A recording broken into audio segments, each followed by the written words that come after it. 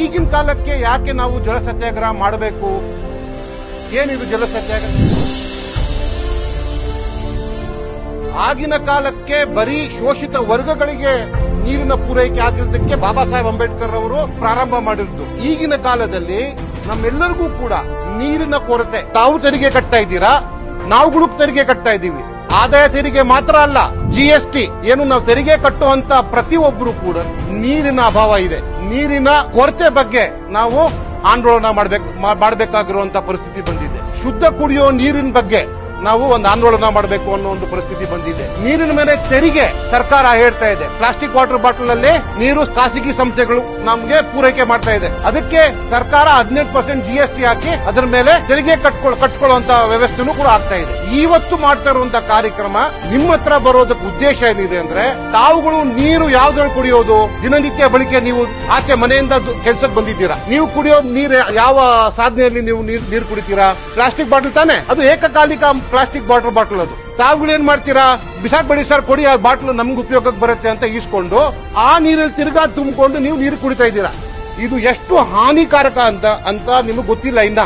ಅದರಿಂದ cancer, kidney, ಪ್ರತಿಯೊಂದು ಮೊದಲಿತ್ತ ನಾವು ಕುಡಿತಾ ಇದ್ದಿದ್ ನೀರು ಯಾವ್ದ್ರಲ್ಲಿ? ಮೊದಲು ಮಡಿಕೆಗಳಲ್ಲಿ, ಮಣ್ಣಿನ ಮಡಿಕೆಯಲ್ಲಿ ಕುಡಿತಾ ಇದ್ದ ಕಾಲ ಗೊತ್ತಿದೆಯಲ್ಲ.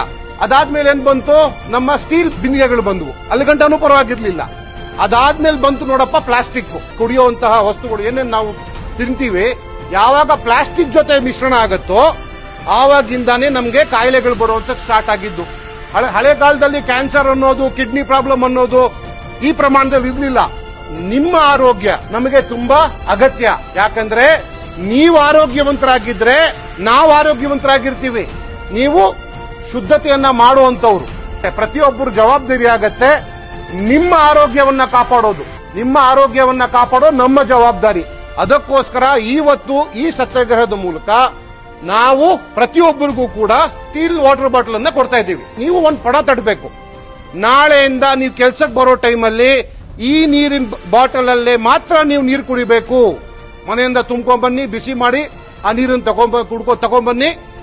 ತಗೊಂಡ್ಬಂದು ಇದರಲ್ಲೇ ಕುಡೀರಿ. ದಯವಿಟ್ಟು ಇನ್ನು ಮುಂದೆ ಏಕಕಾಲಿಕ ಪ್ಲಾಸ್ಟಿಕ್ ಬಾಟಲ್ ಅನ್ನ ಉಪಯೋಗಿಸಬಾರದು. ಅದು ಒಂದು ಷರತ್ತಿದ್ರೆ ಮಾತ್ರ ನಿಮಗೆ ಕೊಡ್ತೀನಿ. ಇಲ್ಲ ಸರ್, ಇದು ತಗೊಂಡೋಗಿ ಶೋ ಇಟ್ಕೊಳ್ತೀನಿ ಮನೆಯಲ್ಲಿ, ಚೆನ್ನಾಗಿದೆ ಬಾಟ್ಲು ಅಂತ ತಿರ್ಗಾ ಬಂದು ನೀವು ಅದೇ ಪ್ಲಾಸ್ಟಿಕ್ ಬಾಟಲ್ ಕೊಡೋಂಗಿದ್ರೆ ಬೇಡ ಅಲ್ವಾ? ಎಲ್ಲರೂ ಈ ಬಾಟಲ್ ಕುಡಿತೀರಾ ಮುಂದೆ? ನಿಮ್ಮ ಆರೋಗ್ಯ ನಿಮಗ್ ಮುಖ್ಯ, ನಮಗ್ ಮುಖ್ಯ. ನಿಮ್ಮ ಮಕ್ಕಳಿದ್ದಾರೆ, ನಿಮಗೆ ಮನೆ ಇದೆ, ನಿಮ್ಮ ಕುಟುಂಬ, ಎಲ್ಲರಿಗೂ ಕೂಡ, ಮತ್ತೆ ಸಮಾಜವನ್ನ ಸ್ವಚ್ಛ ಇಡುವಂತ ಜವಾಬ್ದಾರಿ ನಿಮ್ಮ ಮೇಲಿದೆ. ಸೊ ಹಂಗಾಗಿ ನಾನು ಯಾರ್ಯಾರು ನಮ್ಮ ಪೌರ ಕಾರ್ಮಿಕರಾಗಿರ್ಬೋದು, ನಮ್ಮ ಆಟೋ ಡ್ರೈವರ್ಗಳಾಗಿರ್ಬೋದು, ಟ್ಯಾಕ್ಸಿ ಡ್ರೈವರ್ಗಳಾಗಿರ್ಬೋದು, ಎಲ್ಲರೂ ಕೂಡ ಯಾವ್ದು ಇಟ್ಕೊಳ್ಳೋದಪ್ಪ? ಪ್ಲಾಸ್ಟಿಕ್ ಬಾಟಲ್ ತಾನೆ. ಇದು ಹಾನಿಕಾರಕ. ದಯವಿಟ್ಟು ಗಮನದಲ್ಲಿ ಇಟ್ಕೊಂಡು ಇನ್ನು ಮುಂದೆ ತಾವೆಲ್ಲರೂ ಕೂಡ ಈ ಪ್ಲಾಸ್ಟಿಕ್ ಬಾಟಲ್ ನಿಷೇಧ ಮಾಡಬೇಕು. ಸರ್ಕಾರ ಮಾಡತ್ತೋ ಬಿಡುತ್ತೋ ಆಮೇಲೆ ಬರೋಣ ಅದಕ್ಕೆ. ಬಟ್ ನೀವುಗಳು ಯಾರ್ಯಾರು ಏಕಕಾಲಿಕ ಪ್ಲಾಸ್ಟಿಕ್ ಬಾಟಲು ಪದೇ ಪದೇ ಉಪಯೋಗಿಸ್ತಿದ್ದೀರಾ ಅದನ್ನ ನಿಷೇಧ ಮಾಡಿ ದಯವಿಟ್ಟು ಒಂದು ಪಣ ತಟ್ಟಿ ಇದಕ್ಕೆ ಒಂದು ದಿನ ನಿಷ್ಠೆ ಮಾಡಿದ್ರೆ ನಮ್ಮೆಲ್ಲರಿಗೂ ಕೂಡ ಇವತ್ತು ಒಂದು ಜಲ ಸತ್ಯಾಗ್ರಹ ವತಿಯಿಂದ ತಮ್ಮೆಲ್ಲರಿಗೂ ಒಂದು ಬಾಟಲ್ ಕೊಡಬೇಕು ಅಂತ ನಾವು ಇಲ್ಲಿ ಬಂದಿದ್ದೀವಿ.